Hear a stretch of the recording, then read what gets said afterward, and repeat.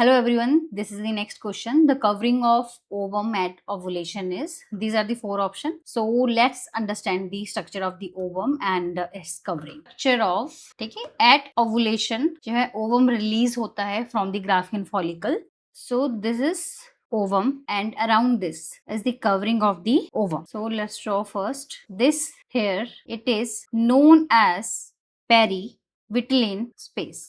And this layer is known as the zona pellucida. And the outermost layer, it is known as the corona radiata or zona radiata, like this one. Clear? NCERT में अगर आप statement ढूंढोगे कि ovum की जो covering है, NCERT में given है zona pellucida, पर जोना पेलुसिडा के बाहर अगर कवरिंग आप ढूंढोगे तो आपको नहीं मिलेगी। बट जो फर्टिलाइजेशन वाला डायग्राम है जहां पे ये बताया है कि हाउ स्पर्म जो है वो फर्टिलाइज करता है ओवम को, तो वहां पे with the help of a diagram वहां पे ड्रॉ किया हुआ है corona radiata. So it is the zona radiata. So the outer covering of ovum, these are known as cells of corona radiata or it is known as zona radiata. ठीक है, जो diagram आप देखोगे fertilisation वाला वहां पे हमें mention किया हुआ है सेल्स ऑफ कोरोना रेडिएटा होते हैं. This is the outer most layer.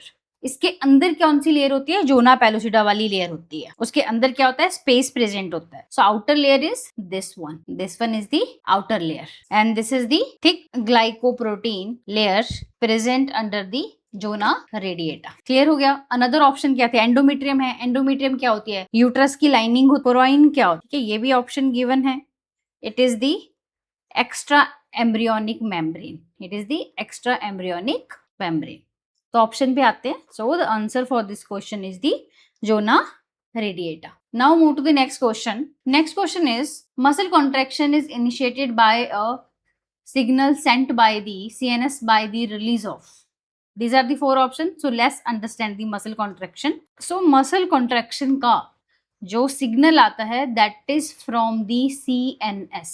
CNS से मोटर न्यूरॉन्स सिग्नल लेके जाते हैं. मोटर न्यूरॉन्स CNS से कहाँ जा रहे हैं? न्यूरो मस्कुलर जंक्शन पे. एंड वहां पे जाके ये किस चीज को रिलीज करते हैं? That is known as neurotransmitter.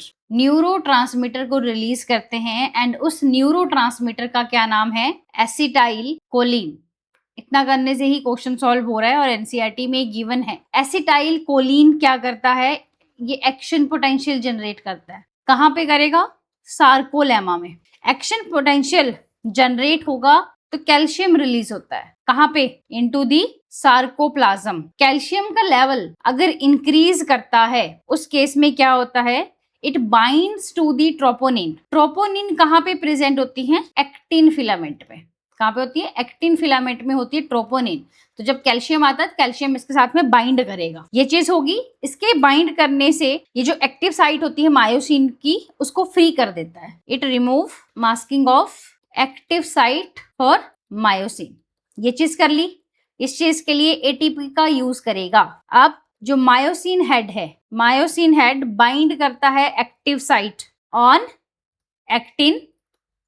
इससे क्या होगा? एक क्रॉस ब्रिज की फॉर्मेशन होती है. क्रॉस ब्रिज की फॉर्मेशन होने से इट पुल्स एक्टिन जो अटैच्ड होती हैं उस फिलामेंट को पुल करेगा टुवर्ड्स द सेंटर ऑफ ए. ठीक है, with the help of diagram हम बहुत डिटेल में करेंगे जब मैं चैप्टर वाइज आपकी एनसीईआरटी स्टार्ट करने वाली हूँ. तो यहाँ पे हम हमारा जो मेन पर्पस है वो ये है कि क्या एनसीईआरटी से जो क्वेश्चन आए हैं वो सॉल्व हो रहे हैं या नहीं हो रहे हैं. तो yes, it is given in the NCERT कि न्यूरोट्रांसमीटर रिलीज होता है कहाँ पे? न्यूरोमस्कुलर जंक्शन पे. उसका नाम क्या है? एसिटाइल कोलिन है. तो ये सारी चीजें करता है. इस चीज के होने के बाद जेड लाइन्स पुल्ड होती है इनवर्ड, जिसको हम कहते हैं shortening of sarcoma. That is the contraction. That is the contraction. ठीक है, इतना हो गया. सो this is the muscle contraction. तो दोबारा से रिपीट कर लेते हैं. सीएनएस ने मोटर न्यूरॉन्स के थ्रू कहाँ पे सिग्नल दिया? न्यूरो मस्कुलर जंक्शन पे. उसने रिलीज किया न्यूरोट्रांसमीटर को. एसिटाइल कोलिन नाम है. एक्शन पोटेंशियल जनरेट करता है सार्कोलेमा में. सार्कोप्लाज्म में कैल्शियम रिलीज होगा. कैल्शियम का लेवल अगर ज्यादा होगा ट्रोपोनिन के साथ बाइंड करेगा. ट्रोपोनिन कहाँ होता है? एक्टिन फिलामेंट के पास में होता है. इस चीज की वजह से ये एक्टिव साइट को फ्री कर देता है. फिर मायोसिन जो है एटीपी का यूज करता है. अब ये जो मायोसिन का हेड है ये बाइंड करता है active site on the actin. इससे क्रॉस ब्रिज की फॉर्मेशन हो जाती है। तो जैसे ही क्रॉस ब्रिज की फॉर्मेशन होगी तो जो एक्टिन फिलामेंट है वो पुल करता है टुवर्ड द सेंटर ए। ऐसा करने से जो जेड लाइंस हैं वो इनवर्ड पुल्ड होती हैं, that is the known as shortness of the sarcomere and the contraction. ठीक है, तो जब भी कॉन्ट्रैक्शन होती है आई बैंड जो है रिड्यूस होता है एंड जो ए बैंड है उसकी जो लेंथ है वो एज इट इज ही रहती है। क्लियर हो गया? अब उसके बाद क्या हो जाएगा, एक बार मसल कॉन्ट्रैक्ट होगी, अब क्या करेगी, रिलैक्स करेगी। तो रिलैक्स करने के लिए जो मायोसिन है उसको रिलैक्स स्टेट में आना पड़ेगा। तो यहाँ पे उसने एटीपी को यूज किया, एटीपी को यूज करके उसने कन्वर्ट किया होगा एडीपी में एंड पीआई में। तो मायोसिन क्या करेगा, रिलीज कर देता है एडीपी को एंड पीआई को, that is inorganic phosphate, and myosin relaxed state पे आ जाता है एंड साइकिल जो है वो दोबारा से रिपीट होती है। The answer is acetyl choline. Now move to the next question. Arrange the following elements in the descending order of number of species in the Amazonian rainforest. Descending order में हमको arrange करना है। Descending order का मतलब होता है आपका घटता हुआ क्रम। तो सबसे पहले जो हमने नाम लिखना है जिसमें सबसे ज्यादा आपके प्रेजेंट होते हैं, फिर एट लास्ट में क्या आएगा, सबसे कम वाला हमने देखना है। तो चलो क्वेश्चन सॉल्व करते हैं। एनसीईआरटी में क्लियरली जो है वो मेंशन किया हुआ है कि ट्रॉपिकल अमेज़न रेन फॉरेस्ट में पॉपुलेशन कितनी होती है। प्लांट्स 40K के आसपास होते हैं, fish 3K, then birds 1300, after birds mammals 427 ही एम्फीबियंस भी होते हैं। आफ्टर एम्फीबियंस आते हैं रेप्टाइल्स हमें देखने को मिलते हैं 378। इनवर्टिब्रेट्स का नंबर है 12500, this is the invertebrate number. And NCERT में गिवन है कि एटलीस्ट अगर हम इनवर्टिब्रेट्स में सिर्फ इंसेक्ट की बारे में बात करें तो 2 मिलियन एटलीस्ट स्पीसीज पाई जा सकती है। सो दिस इज दी, तो यहां से आपने इसको डिसेंडिंग ऑर्डर में लेके आना है। तो ऑप्शंस में डिसेंडिंग ऑर्डर पूछा हुआ है एंड योर आंसर इज, सबसे पहले आएगा इनवर्टिब्रेट। क्या जाएगा, इनवर्टिब्रेट। इनवर्टिब्रेट्स के बाद क्या आते हैं, this is the invertebrates. After that plants कितने हैं 40,000, फिर फिश 3K, आफ्टर फिश जो आते हैं बर्ड्स, एंड लास्ट में आता है मैमल्स। ठीक है, this is the answer. Descending order में पूछा हुआ है, ये सबसे ज्यादा होता है एंड ये सबसे कम। मैमल्स कितने बताए मैंने, 425। क्वेश्चन पे आ जाओ। तो सबसे पहले क्या आएंगे, इनवर्टिब्रेट्स। देखो एक ही ऑप्शन में दिया हुआ इनवर्टिब्रेट्स हैं। सबसे पहले इनवर्टिब्रेट्स के बाद क्या आते हैं, प्लांट्स के बाद फिश 3rd नंबर पे है, फिर बर्ड्स आते हैं, फिर लास्ट में क्या आता है, mammals are. So this is the answer. Now move to the next question. For a person of blood O group, which of the following is not a possible combination of parents blood group genotype? Which of the following होगा यहाँ पे, is not पूछा हुआ है। So let's solve this question. पहले ध्यान से देखो कि ऑप्शन में कौन कौन से गिवन है। ब्लड ग्रुप ओ, तो ब्लड ग्रुप ओ हमें जब भी चाहिए तो सबसे पहली बात कि रिसेसिव है। रिसेसिव का मतलब क्या होता है, रिसेसिव का मतलब है कि जब फीमेल एंड मेल मतलब फादर और मदर दोनों के पास में वो जीन और वो अलील आपका प्रेजेंट होना चाहिए। ठीक है, तो ब्लड ग्रुप में जो इन जनरल ब्लड ग्रुप को हम रिप्रेजेंट करते हैं वो हम इस तरीके से करते हैं, this is for the dominant Aleel. For recessive हम स्मॉल आई से करते हैं। तो अगर हमें ब्लड ग्रुप चाहिए तो ब्लड ग्रुप ओ के केस में रिजल्ट क्या आना चाहिए आपका, this one. That means father and mother दोनों के पास में ही आई प्रेजेंट होना चाहिए। तो आपके ऑप्शन में पूछा हुआ है नो, यहाँ पे कुछ भी चलेगा। देखो दोनों के पास में अगर ये चीज है तो answer is the O blood group. आपसे नॉट करेक्ट की स्टेटमेंट पूछी हुई है तो कोई भी एक ऑप्शन देखो जहां पे या तो फादर के पास में दोनों डोमिनेंट हो या मदर के पास में दोनों डोमिनेंट हो। क्वेश्चन पे वापस आते हैं, बहुत ही इजी क्वेश्चन आया है, आप देख के ही इसका आंसर कर सकते हैं। ठीक है, तो ओ ब्लड ग्रुप के लिए वी नो दैट हमें आई चाहिए। तो आई कब आएगा? फादर के पास भी हो, मदर के पास भी हो, पर हमसे नॉट पूछा हुआ है। तो ऐसे जीनोटाइप को देखो जहां पे दोनों डोमिनेंट हो, दिस वन। यहाँ पे फादर के पास भी रिसेसिव नहीं है, तो इस केस में कभी भी ओ ब्लड ग्रुप नहीं बनेगा। So the answer is this one. Blood group O तभी आता है जब रिसेसिव एलील जो है वो दोनों के पास में प्रेजेंट होने चाहिए, father and mother both. Now move to the next question.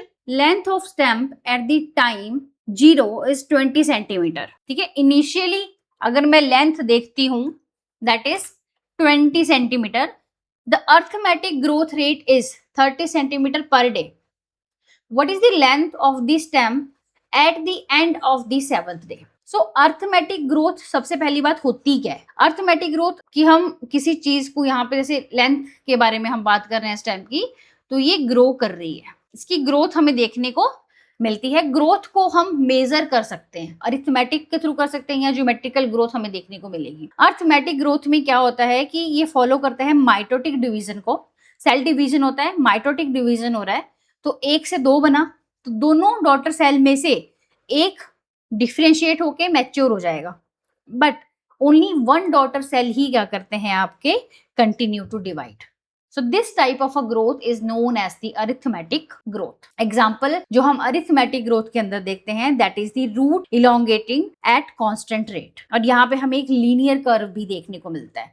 So let's solve this question. So given is initial जो length given है हमें that is, इसका मतलब क्या हो गया? इनिशियली टाइम 0 पे जो गिवन है 20 सेंटीमीटर आपको गिवन है। अभी जो अर्थमेटिक ग्रोथ रेट है, अर्थमेटिक ग्रोथ रेट कितना बताया आपको? 30 सेंटीमीटर पर डे हो रहा है। आपको पूछा हुआ है कितने दिन के लिए? 7 दिन के लिए। तो आपको टाइम दिया हुआ है कि आपने 7 दिन का बताना है, तो time is 7 days. And formula याद होगा अरिथमेटिक ग्रोथ का, दैट इज LT जो हमने कैलकुलेट करना है is equal to L initial stage पे था प्लस अरिथमेटिक ग्रोथ को मल्टीप्लाई कर दो टाइम से। सो इनिशियल कितना है 20 प्लस R कितना है 30, टाइम कितना दिया हुआ है 7। तो जब हम इसको सॉल्व करेंगे your answer is 230 centimetre. So this is the answer for this question. बहुत ही इजी क्वेश्चन है, अगर आपको फॉर्मूला अच्छे से आता है। फॉर्मूला में हमने सिंपली इसको पुट ही किया and answer is 230 centimetre. Now move to the next question. A population of diploid organism is at Hardy Weinberg equilibrium. ठीक है, बोले कि जो भी डिप्लॉयड ऑर्गेनिज्म आपको दिया हुआ है वो अपनी इक्विलिब्रियम पे है। हार्डी-विनबर्ग इक्विलिब्रियम कहता क्या है? जो भी एलीलिक फ्रीक्वेंसी है, अगर कोई भी एक्सटर्नल फोर्स नहीं लगती है तो वो स्टेबल रहता है, कांस्टेंट रहता है generation to generation. So what is Hardy Weinberg equation? क्या कहा मैंने अभी? जो एलीलिक फ्रीक्वेंसी होती है ये स्टेबल है और कांस्टेंट रहेगी जनरेशन टू जनरेशन। कब? जब no external force. This is your equilibrium, this is your equilibrium. And कि जितनी भी एलील्स है उनका सम टोटल, जो सम टोटल होता है of all allele is equal to 1। कितना रहेगा? ऑलवेज 1 रहेगा। अब हम एलील्स को रिप्रेजेंट कैसे करते हैं? ठीक है, एलील को हम रिप्रेजेंट कैसे करते हैं ये देखते हैं कि अगर हम बात कर रहे हैं इंडिविजुअल फ्रीक्वेंसी की, फ्रीक्वेंसी को हम यहाँ पे P एंड Q से रिप्रेजेंट करते हैं। स्मॉल p स्मॉल q याद रखना है, this is for the individual frequency. But यहाँ पे बात कर रहे हैं डिप्लॉयड ऑर्गेनिज्म की। तो डिप्लॉयड ऑर्गेनिज्म के केस में जो फ्रीक्वेंसी है P and Q, these are the frequency. ये हमने याद रखना है, बच्चे यहाँ पे गलती करते हैं। P एंड Q क्या है? फ्रीक्वेंसी है। Is equal to allele A and allele small a। जो P है वो किसको रिप्रेजेंट करेगा? कैपिटल A को। जो Q है वो क्या है आपका? स्मॉल है। क्लियर हो गया? अब अगर मैंने कहा सम टोटल अलील्स की फ्रीक्वेंसी कितनी बताई मैंने? P and Q। तो क्या मैं बोल सकती हूँ P plus Q is equal to 1? Yes. And P plus Q का स्क्वायर अगर मैं कर दूं, तो अगर आप मैथमेटिकल फॉर्मूला यूज करोगे P square plus 2PQ plus Q square is equal to 1। This formula is very very important. यहाँ तक क्लियर हो गया होगा? जो P एंड Q है वो फ्रीक्वेंसी है किसकी? अलील्स की फ्रीक्वेंसी होती है। अलील कौन कौन से? अलील A है, कैपिटल A है, एंड अलील स्मॉल a है। तो अगर ये तो है इंडिविजुअल अलील के लिए, इंडिविजुअल अलील के लिए है। तो अगर मैं फ्रीक्वेंसी पूछूं 2 अलील्स की, दिस वन यहाँ पे, this one is allele A is represented by P। ये याद करना है। आपसे पूछा हुआ है अलील AA का, तो ये हमने कैलकुलेट करना है, इसको नोट डाउन कर लो। P गिवन है, ठीक है। Frequency of a allele A, frequency of a allele A गिवन टू यू दैट इज 0.1। तो अभी मैंने आपको बताया सम टोटल जो होता है P प्लस Q का that is 1। P and Q क्या है? फ्रीक्वेंसी है। कौन कौन से अलील की? Allele capital A and allele small a। तो क्या मैं इस इक्वेशन में इस वैल्यू को पुट करके Q की वैल्यू निकाल सकती हूँ? निकाल सकती हूँ ना। 1 माइनस 0.1 कर दो एंड इज Q इज 0.9। तो यहीं पे लिख देती हूँ अपना रिजल्ट। P की वैल्यू 0.1, Q कितना आ गया आपका? 0.9। अब आपसे ऑप्शन में पूछा हुआ है frequency of AA, frequency of AA that is P cube. आपसे क्या पूछा हुआ? सॉरी, आपसे पूछा हुआ P स्क्वायर कितना है। एक अलील की फ्रीक्वेंसी ये गिवन है आपको, सिंगल ए की। इंडिविजुअल अलील की कितनी है? इतनी है। अगर मैं इनको डबल कर दूं तो ऑब्वियसली मेरे से क्वेश्चन में क्या पूछा हुआ है? P स्क्वायर पूछा हुआ है आपका। P स्क्वायर अगर मैं निकालूंगी 0.1 का, तो वैसे इतना सॉल्व करने की जरूरत नहीं है आपको। तो सिंपली इसको अगर आप मल्टीप्लाई भी करोगे, अगर आपने लॉट ऑफ प्रैक्टिस की हुई है, तो 0.1 is equal to your 0.01 and the answer is obviously the first one. इतना मैंने आपको क्यों बताया? क्योंकि आपसे ऑप्शन में ये भी पूछा जा सकता है कि जो फ्रीक्वेंसी है अलील स्मॉल ए की कितनी होगी। तो अलील जो स्मॉल ए की फ्रीक्वेंसी है दैट इज 0.9। अब क्या मैं इस इक्वेशन में पुट करके अनदर वैल्यूज को निकाल सकती हूँ? बताओ, निकाल सकती हूँ ना। P की मैंने निकाल दी, 2PQ अगर मैंने निकालना है, P स्क्वायर मैंने निकाला अभी that is your 0.01। Q square निकालोगे, इसको मल्टीप्लाई कर दो, कितना आंसर आ जाएगा इसको मल्टीप्लाई करके? 0.18। अगर मैं 2PQ पूछा होगा आपसे दैट इज 0.18। ठीक है, तो ये इस क्वेश्चन को हम इस तरीके से भी पुट कर सकते हैं। यहाँ से आपसे P स्क्वायर पूछा हुआ है तो इट इज नॉर्मली कि आप इसको मल्टीप्लाई ही कर दो। पर क्या पता अगले क्वेश्चन में आपसे Q पूछा जाए या 2PQ की वैल्यू क्या होती है। So this is the answer. Now move to the next question. This is also very easy question कि अगर आपको फॉर्मूले आते हैं तो आप इजीली इन क्वेश्चन को कर सकते हो एंड इसमें मतलब आंसर गलत होने के चांसेस भी नहीं है बिकॉज आपने सिर्फ वैल्यू ही पुट करनी होती है यहाँ पे। तो consider a 10 million cells given the per capita birth rate. आपके पास बर्थ रेट दिया हुआ है, बर्थ रेट को हम B से रिप्रेजेंट करते हैं। कितना गिवन है? 0.002। डेथ रेट कितना दिया हुआ है? It is also same, same है। तो जब भी हम बर्थ और डेथ को हम देखेंगे एक साथ में तो उनकी वैल्यू क्या आ जाती है? 0 आ जाएगी। इतना गिवन है। T कितना पूछा हुआ है आपसे कि 10 जनरेशन के बाद कितना होगा। वैल्यू पुट कर देते हैं and the formula is dn upon dt which is equal to b minus T and multiply by the n। अगर आप यहाँ पे वैल्यू पुट करोगे इसकी b माइनस डी अगर हम करते हैं तो 0 आ जाएगा, और जब भी 0 को हम n से करेंगे तो answer is your 0। dn upon dt is equal to 0। इसका मतलब क्या हो गया? आपसे क्वेश्चन पढ़ो पहले। The expected number of cells after 10 generation पूछा हुआ है। तो क्या हमने यहाँ पे कोई इंक्रीज देखा? नो, यहाँ पे ना तो कोई इंक्रीज हो रहा है ना ही कहीं कोई जो है डिक्रीज हमें देखने को मिल रहा है। दैट मीन्स आफ्टर 10 ईयर्स जो पॉपुलेशन है वो सेम ही रहेगी। तो पॉपुलेशन स्टार्टिंग में कितनी थी?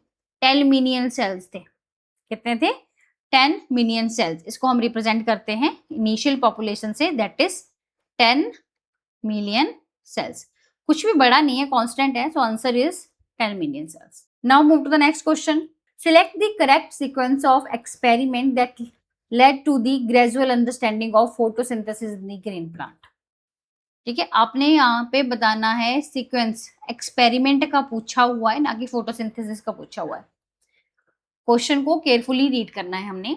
तो फोटोसिंथेसिस रिकॉल करो क्या होती है। फोटोसिंथेसिस सनलाइट की प्रेजेंस में होती है, क्लोरोफिल चाहिए होता है, कुछ इनऑर्गेनिक हमें अंश की रिक्वायरमेंट होती है, कार्बन डाइऑक्साइड हमें एनवायरनमेंट से चाहिए, हमें वाटर चाहिए, क्या बनाएगा, कार्बोहाइड्रेट बनाएगा, ग्लूकोज बनाएगा, प्लस ऑक्सीजन को as a by product release कर देता है। तो ये सारी चीजें पता कैसे लगेगी, फोटोसिंथेसिस करने के लिए हमें क्लोरोफिल चाहिए, फोटोसिंथेसिस में ग्लूकोज बन रहा है, फोटोसिंथेसिस जब हो रही है तो ऑक्सीजन रिलीज होती है। ठीक है, सारे जो रोल है वो वन बाय वन करके साइंटिस्ट ने डिस्कवर किए हैं। तो सबसे पहले जो डिस्कवर हुआ था that was the role of air. First scientist जो थे that was Joseph Priestley and it is clearly, मतलब आपके एक्सपेरिमेंटल एविडेंस दिए हुए हैं एनसीईआरटी में फ्रॉम 1804।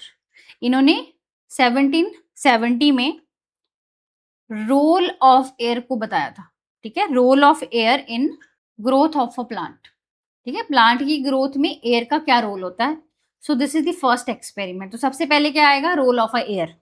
सेकंड जो साइंटिस्ट है दैट इज जेन इंगनहाउस, इन्होंने सनलाइट का रोल बताया था। ठीक है, कि सनलाइट की इंपॉर्टेंस क्या होती है to release the oxygen. Next scientist is Julius von Sachs, इन्होंने कहा था ग्लूकोज प्रोडक्शन की कार्बोहाइड्रेट बनते हैं, खाना बनाते हैं plant. Fourth one is T W. Engelmann, very very important, इन्होंने जो बताया था that is the action spectrum बताया था। एक्सन स्पेक्ट्रम में उन्होंने बताया था दो क्लोरोफिल होती हैं, कौन कौन सी, जो क्लोरोफिल है वो ब्लू और रेड लाइट में मैक्सिमम एब्जॉर्प्शन करती हैं। तो अगर मैक्सिमम एब्जॉर्प्शन करती हैं तो यहीं पे मैक्सिमम फोटोसिंथेसिस भी होगी। तो ये साइंटिस्ट हैं, तो इनके रोल से हमने सीक्वेंस में लगाना है। सबसे पहले ऑक्सीजन का रोल, दूसरे पे सनलाइट जरूरी है ऑक्सीजन को निकालने के लिए, फिर ग्लूकोज की प्रोडक्शन होती है, एट लास्ट में हमें पता चलता है क्लोरोफिल ए का, क्लोरोफिल बी का। क्वेश्चन में वापस आ जाओ। Answer is role of air, release of oxygen, production of the glucose and absorption spectra of chlorophyll A and B. So this is the second option. Now move to the next question. Which of the following statements are correct? Correct statement पूछी हुई है। तो सबसे पहली जो statement है energy flow from producer to consumer is unidirectional. Second है energy pyramid can never be inverted and transfer of energy flow 1% law. Correct option pick करो। ये energy flow वाला हमने पहले भी डिस्कस किया है, प्राइमरी कंज्यूमर को लेके क्वेश्चन आया हुआ था आपका। सो एनर्जी फ्लो जब भी हम बात करते हैं तो वी नो दैट कि सन से एनर्जी आती है, सन से कहाँ जाएगी, प्रोड्यूसर्स, प्रोड्यूसर्स क्या होते हैं, प्लांट्स। प्रोड्यूसर्स के बाद कहाँ जाता है, कंज्यूमर के पास। कंज्यूमर प्राइमरी हो सकते हैं, सेकेंडरी हो सकते हैं। कंज्यूमर के बाद कहाँ जाता है, डीकम्पोज करते हैं, डीकम्पोजर हो गया। तो यहां से एनर्जी जब हम देखते हैं इट इज यूनी डायरेक्शनल, एक ही डायरेक्शन में जाती है। ठीक है, एनर्जी का जो फ्लो होता है वो हमेशा सन से ऑर्गेनिज्म पे जाता है। ठीक है, तो यूनी डायरेक्शनल है। तो पहली स्टेटमेंट तो थी करेक्ट। सेकंड स्टेटमेंट जो कह रहा है कि जो एनर्जी फ्लो है वो कभी भी इन्वर्ट नहीं होता। तो देखते हैं कि जो एनर्जी पिरामिड है, एनर्जी पिरामिड में दिस वन, यहाँ पे अगर एनर्जी है इसके पास में 10,000 जूल, सेकंड वाले पे रहती है 1000, थर्ड के पास ओनली 100 एंड यहाँ पे एट लास्ट में रहेगी only 10 joule. So this is the producer, this is the primary consumer, secondary consumer and these are the tertiary consumer. तो ये है पिरामिड, एनर्जी पिरामिड है। तो एनर्जी पिरामिड में हम क्या देखते हैं कि एनर्जी यहाँ पे ट्रांसफर हो रही है, प्रोड्यूसर से दूसरे वाले ट्रॉपिक लेवल पे जा रही है। तो जब यहाँ पे जा रही है तो आप देखोगे यहाँ पे 10% जो लॉ है वो फॉलो होता है, ओनली 10% ही आगे मूव करती है। ठीक है, एक ट्रॉपिक लेवल से दूसरे ट्रॉपिक लेवल पे कितनी एनर्जी जा रही है, 10% जा रही है। तो that is 10% law, not 1% law.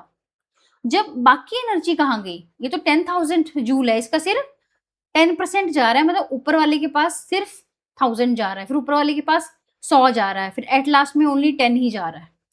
बाकी जो एनर्जी है वो हीट की फॉर्म में लूज हो जाती है, बाकी जो है वो हीट की फॉर्म में जो है लूज हो जाती है। इसलिए एनर्जी का जो पिरामिड बनता है इट इज ऑलवेज अपराइट। ये क्वेश्चन बहुत बार पूछा जाता है, इवन अगर हायर लेवल पे भी पीएचडी के लिए भी एग्जाम दोगे तो वहां पे भी आता है कि एनर्जी का जो रहता है that is always upright, never inverted, never inverted. Clear हो गया? तो यहीं पे मैंने आपको सेकंड और थर्ड स्टेटमेंट बता दी। 10% है, not 1%। First statement is correct, second is correct, this one is wrong. The option is A and B. Second. Now move to the next question. Which of the following statements about the reabsorption process in Henle's loop are correct? These are the four options. पहले read करते हैं. The descending limbs of Henle's loop is permeable to water but almost impermeable to electrolyte. और याद रखना है जब हमने समझना है, यूरिन कहाँ पे कंसंट्रेट होती है? हेनलेज लूप में। थर्ड पे क्या है? रीअब्जॉर्प्शन सोडियम की एंड वाटर की कहाँ हो रही है? हेनलेज लूप में। एक्टिव एंड पैसिव ट्रांसपोर्ट जो होता है वो कहाँ होता है? Ascending limb of Henle's loop में। So let's understand first with the help of a diagram. Clear? Nephron का हम स्ट्रक्चर बनाते हैं, तो हेयर इज द कॉर्टेक्स, ठीक है, दिस इज द कॉर्टेक्स। नीचे को क्या प्रेजेंट होता है? मेडुला। नीचे को क्या प्रेजेंट होता है? मेडुला प्रेजेंट होता है। सो यहाँ पे हम इस तरीके से एक रफ ही डायग्राम बनाओगे सो दैट कि आपको समझ में आ सके। So this is the proximal convoluted tubule, PCT जिसको हम बोलेंगे, it is the PCT. This is the thick ascending limb and from here जो है कलेक्टिंग डक्ट्स, ठीक है, right this one. So this is the PCT, this is the distal convoluted tubule. From here Bowman's capsule है। So this is the PC. PCT में क्या होता है? Maximum absorption takes place in the PCT. तो यहाँ पे K positive, nutrient, H positive, then NaCl and then bicarbonate लिख दो। मैक्सिमम एब्जॉर्प्शन जो वाटर एंड इलेक्ट्रोलाइट का होता है, जितने भी काम की चीजें हैं वो कहाँ हो जाता है? पीसीटी के अंदर हो जाता है। एंड ये कुछ सिक्रीशंस भी करती हैं। सिक्रीशंस क्यों करेंगी? सो दैट की जो पीएच है और जो आयोनिक बैलेंस है वो मेंटेन रहे। अब सिक्रीशन किस चीज की करती हैं? सिक्रेशंस करती हैं H पॉजिटिव की, K पॉजिटिव की, ammonia, NH3। This is the PCT. अब आ जाओ descending, this is the descending limb of Henle's loop. ये जो डिसेंडिंग लूप है यहाँ पे वाटर परमिएबल है, water is permeable here this side and it is impermeable to electrolyte. ये पहला ऑप्शन था आपका, तो this is the correct statement कि जो डिसेंडिंग लूप है वो वाटर परमिएबल है, इम्परमिएबल किसको लेके है? इलेक्ट्रोलाइट को लेके है। यहाँ पे कंसंट्रेशन सबसे ज्यादा हाई होती है, ठीक है, यहाँ पे सबसे ज्यादा कंसंट्रेशन होती है। तो सेकंड स्टेटमेंट क्या थी कि जो यूरिन की कंसंट्रेशन है वो कहाँ पे होती है? हेनलेज लूप में होती है। So that is also correct statement. यहाँ पे हो गया। अब ये फिल्ट्रेट जो है वो नीचे को मूव करता हुआ आपके असेंडिंग लिम्ब के पास में जा रहा है। तो this is your collecting duct. ये क्या है? Collecting duct. कलेक्टिंग डक्ट के पास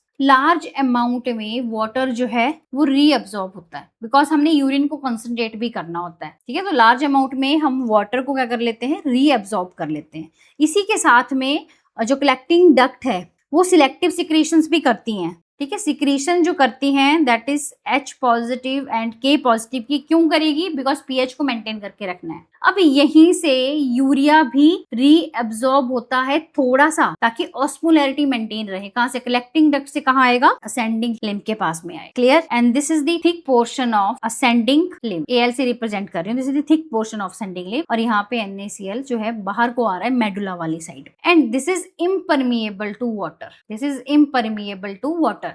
जो असेंडिंग वाला है वो पानी के लिए इम्परमिएबल होता है। और इसी के साथ में असेंडिंग वाले में हमें जो ट्रांसपोर्ट है इलेक्ट्रोलाइट का, ट्रांसपोर्ट ऑफ इलेक्ट्रोलाइट पैसिव भी है और एक्टिव भी है। पैसिव एंड एक्टिव दोनों होता है। तो देखो 3 स्टेटमेंट तो मैंने करेक्ट करा दी आपको। पहली वाली कहती थी कि वाटर परमिएबल है एंड इम्परमिएबल है इलेक्ट्रोलाइट, कहाँ पे? डिसेंडिंग में, तो ये सही थी। दूसरी स्टेटमेंट कह रही थी कि जो यूरिया है उसकी कंसंट्रेशन कहाँ पे होती है? कहाँ पे कंसंट्रेट होता है? हेलनेस लूप में। That is also correct. जो फोर्थ स्टेटमेंट थी वो कह रहा था transport of electrolyte ascending loop में कैसा होता है? Active and passive. तो वो भी करेक्ट है। ठीक है, इतना समझ में आ गया। नाउ फिल्ट्रेट जो है ऊपर वाली साइड पे आ रहा है, तो यहाँ से NaCl एंड जो वाटर है इनकी ना कंडीशनल एब्जॉर्प्शन होती है, सिक्रीशंस भी होती हैं कुछ K पॉजिटिव की एंड H पॉजिटिव की। इसी के साथ में यहाँ पे जो बाइकार्बोनेट है उनकी भी क्या हो रही है? रीअब्जॉर्प्शन हो रही है। उनकी भी क्या होती है? रीअब्जॉर्प्शन हो जाती है। So this is the DCT। ये क्या है हमारा? DCT है। This is the medulla, this is the cortex. First one is correct. हमने देखा अभी कि जो डिसेंडिंग लिप है वो पानी के लिए परमिएबल है, बाकी चीजों के लिए इम्परमिएबल है। ये हमने देखा जो हेलनेल लूप है उसका जो एंड वाला पोर्शन है वहां पे यूरिन की कंसंट्रेशन सबसे ज्यादा होती है। सही है। चौथा मैंने आपको बताया कि जो असेंडिंग लूप है वहां पे जो इलेक्ट्रोलाइट है वो एक्टिव और पैसिव ट्रांसपोर्ट कर सकते हैं। Correct statement. Reabsorption of sodium and water takes place in the हेलनेस loop. So this is the wrong statement. क्या है आपकी? रॉन्ग स्टेटमेंट है। And the correct answer for this question is first, second and fourth, that is A, B and D. A, B, D देखो कहाँ पे है आपका? Fourth one is the correct answer, A, B, D. Thank you so much.